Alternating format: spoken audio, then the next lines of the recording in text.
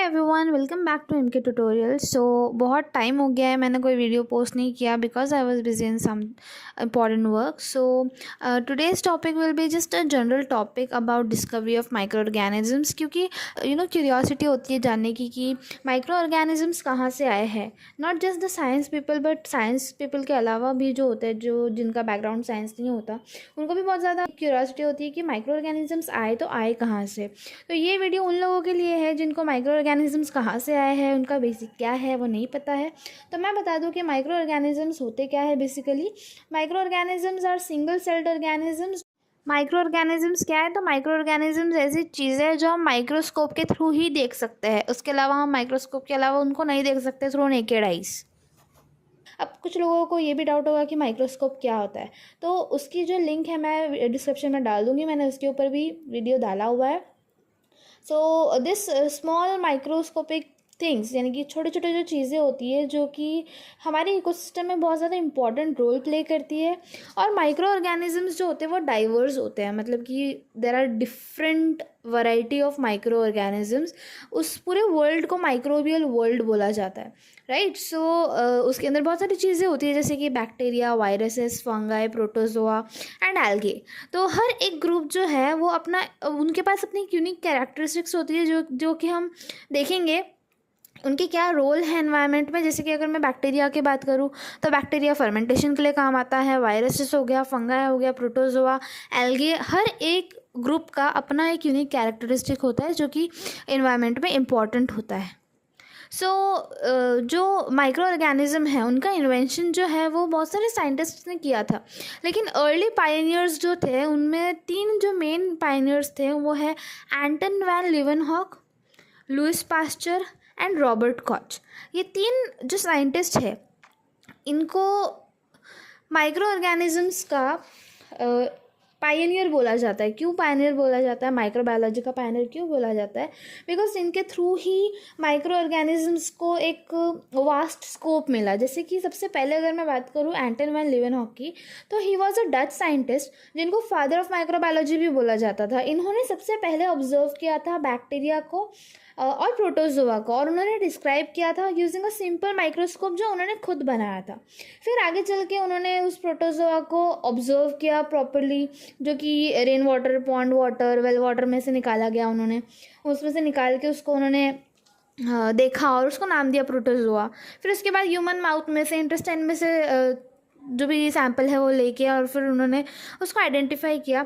उसके बाद उन्होंने 1677 में स्पर्मेटोजोआ, जो कि उन्होंने इंसेक्ट्स, डॉग्स एंड ह्यूमंस में से आइसोलेट किया था, उन्होंने डिस्क्राइब किया स्पर्मेटोजोआ। उसके बाद जो मार्सेलो माल्फिजी करके जो साइंटिस्ट थे उन्होंने डेमोन्स्ट्रेट किया था 1660 में अबाउट ब्लड कैपिलरीज। तो उसको उन्होंने थोड़ा सा और एक्सटेंड किया by using cell theory. Second scientist है लुइस पास्चर, जो कि उन्होंने इतने सारे एक्सपेरिमेंट्स किए हुए हैं जिसमें कि सबसे इम्पॉर्टेंट जो हम डे टू डे लाइफ में जो मिल्क पीते हैं, राइट, वो पास्चराइज्ड मिल्क होता है। अब लोगों को बहुत डाउट होता है कि ये पास्चराइज्ड मिल्क है क्या, जो लेबल पे होता है ना लिखा हुआ पास्चराइज्ड मिल्क है, ये पास्चराइज्ड मिल्क का मतलब क्या होता है? तो लुइस पास्चर ने एक प्रोसेस इन्वेंट किया था, पास्चराइजेशन। ये पास्चराइजेशन का मतलब होता है कि जो भी हमारा फूड है या बेवरेजेस है उसको हम क्या करेंगे, इतना हीट करेंगे कि जो भी उसके अंदर हार्मफुल माइक्रो ऑर्गेनिजम्स है वो सारे के सारे जो है वो डिस्ट्रॉय हो जाए। फिर उन्होंने इन्वेंट की जर्म थ्योरी, डिजीज़ की जर्म थ्योरी उन्होंने इन्वेंट की, जिसमें माइक्रोब्स जो है वो डिजीज़ कॉज करते हैं, ये उन्होंने बताया। फिर उसके बाद उसी माइक्रोब को अटेन्यूएट करके वैक्सीन बनाने का प्रोसेस। तो पास्चर ने, यानी कि लुइस पास्चर ने डिफरेंट वैक्सीन्स डेवलप की, जो कि रेबीज़ के लिए थी, एंथ्रैक्स के लिए, कोलेरा। तो ये सारी चीज़ों के लिए उन्होंने वैक्सीन डेवलप की। तो ये जो भी चीज़ें हैं, जैसे कि अभी मैं बात करूँ अगर मॉलिक्यूलर कायरलिटी की, तो मॉलिक्यूलर कायरलिटी क्या होता है? तो पास्चर ने ये डिस्कवर किया कि जो भी शेप होते हैं, जो भी शेप होता है क्रिस्टल का, वो हम डिटरमाइन कर सकते हैं द ऑप्टिकल एक्टिविटी। उसके बाद फर्मेंटेशन, ये तो हम डेली लाइफ में देखते हैं। डेली लाइफ में अभी हम लोगों को बहुत पसंद होता है ना साउथ इंडियन फूड, जैसे कि डोसा हो गया, इडली हो गया। इतनी फूली इडली, इतनी सॉफ्ट इडली कैसे बनती है? माइक्रो ऑर्गेनिज्म, जो कि है ईस्ट तो सबने सुना होगा। अगर तुम लोगों ने ईस्ट देखा होगा तो वो ईस्ट क्यों यूज़ किया जाता है? तो ईस्ट जो है वो हमारे फूड को, यानी कि हमारा जो शुगर होता है ना फूड के अंदर, उसको कन्वर्ट करता है अल्कोहल में। और अल्कोहल में कन्वर्ट करने के टाइम पे CO2 रिलीज़ होता है। अब ये CO2 की वजह से क्या होता है, हमारा फूड जो है वो फ्लफ़ी बनता है। Now one more new word अगर तुम लोगों ने नहीं सुना होगा तो दैट इज़ प्यूट्रीफैक्शन। प्यूट्रीफैक्शन का मतलब होता है कि कभी भी कोई टिश्यू जब सड़ता है या कोई टिश्यू जब डिके होता है तो उस समय माइक्रोब्स जो है वो प्यूट्रीफैक्शन कॉज करते हैं। तो प्यूट्रीफैक्शन का मतलब क्या होता है? एक ऐसा process, the process of decaying और रॉटिंग इन द बॉडी, या फिर कोई दूसरा ऑर्गेनिक मैटर जो है अगर वो डीके हो रहा है या रॉट हो रहा है, बेसिकली सड़ रहा है अगर, तो उस चीज़ को हम बोलते हैं प्यूट्रीफैक्शन। तो माइक्रो ऑर्गेनिजम्स जो है वो इसमें बहुत ज़्यादा इंपॉर्टेंट रोल प्ले करते हैं, दैट इज़ प्यूट्रीफैक्शन। देन इसके अलावा जो लुईस पास्चर है उन्होंने एक और चीज़ बताई थी जिसका मतलब है एनारोबिक लाइफ। मतलब पास्चर जो है उन्होंने ये इस्टेब्लिश किया कि लाइफ जो है वो बिना ऑक्सीजन के भी होती है, जो कि एनारोबिक बैक्टीरिया को उन्होंने आइडेंटिफाई किया, एनारोबिक बैक्टीरिया को उन्होंने आइसोलेट किया। तो कुछ चीज़ें होती है ना, जैसे हमको जीने के लिए ऑक्सीजन चाहिए, लेकिन माइक्रो ऑर्गेनिजम्स जो है वो बिना ऑक्सीजन के भी सर्वाइव कर सकते हैं, राइट। थर्ड साइंटिस्ट है रॉबर्ट कॉच। अब रॉबर्ट कॉच जो है इन्होंने ऐसे मेथड्स डेवलप किए to cultivate bacteria in lab, and उन्होंने आइडेंटिफाई किया positive agent of tuberculosis and anthrax. इसके अलावा और भी बीमारियां थी जो माइक्रो ऑर्गेनिजम्स के थ्रू होती है, ये आइडेंटिफाई किया था रॉबर्ट कॉच ने। तो जैसे कि अगर मैं बात करूँ एंथ्रेक्स की, तो एंथ्रेक्स उन्होंने कैसे डिस्कवर किया?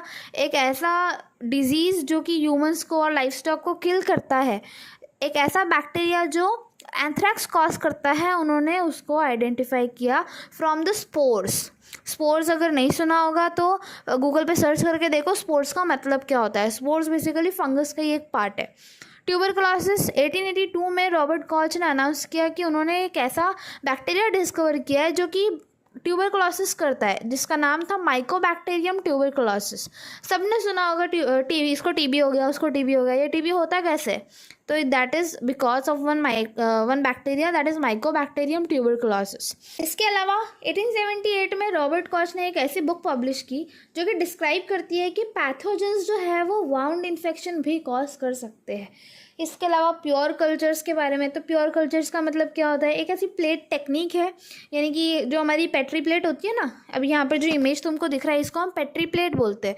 इस पेट्री प्लेट के अंदर डाला जाता है न्यूट्रिएंट मीडिया। जैसे हमको खाने के लिए खाना लगता है, वैसे बैक्टीरिया को न्यूट्रिएंट मीडिया लगता है।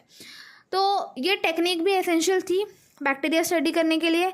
इसके अलावा चेन बैक्टीरिया कल्चर, मतलब अभी बैक्टीरिया जो है वो ऐसे आंखों से नहीं देख सकते अपन, तो इसके लिए हमको क्या लगता है? चेन लगता है, जो कि बैक्टीरिया को स्टेन करेगा। नहीं ज़्यादा अगर स्टेन कर रहा है तो कम से कम अगर उसका बॉर्डर ही उसने स्टेन कर दिया, मतलब बैक्टीरिया का अगर सेल वॉल ही स्टेन कर दिया, तो हम आसानी से उसको माइक्रोस्कोप के अंदर देख सकते हैं।